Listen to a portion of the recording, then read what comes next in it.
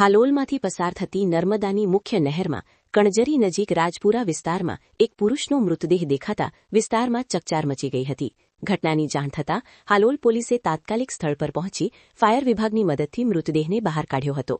બાદમાં મૃતદેહને Halol referral hospital ખાતે પોસ્ટમોર્ટમ માટે ખસેડવામાં આવ્યો હતો. પ્રાથમિક તપાસમાં મૃતકની ઓળખ વડોદરાના બરાનપુરા વિસ્તાર શિવાજી ચોક ખાતે રહેતા 51 વર્ષીય સંજય ખાંડેકર તરીકે થઈ છે.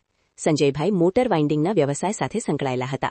મળતી માહિતી મુજબ તેઓ રોજની જેમ સવારે પોતાની દુકાને ગયા હતા અને બપોરે આશરે 1:52 વાગે પોતાના પુત્રને ફોન કરી ઘરે જમવા આવવાની જાણ કરી હતી. પરંતુ તેઓ ઘરે ન પહોંચતા પરિવારજનોને શંકા ગઈ હતી. ત્યારબાદ જાણવા મળ્યું કે તેઓ પોતાનું સ્કૂટર લઈને હાલોલ તરફ આવ્યા હતા.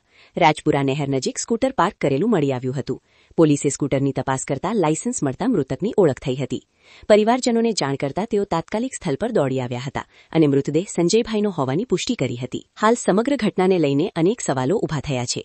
સંજયભાઈ હાલોલ એકલા આવ્યા હતા કે કોઈ સાથે? તેમણે નહેરમાં જાતે છલાંગ મારી કે કોઈએ ધક્કો માર્યો? આ તમામ મુદ્દાઓને ધ્યાનમાં રાખીને હાલોલ પોલીસ દ્વારા વધુ તપાસ હાથ ધરવામાં આવી છે.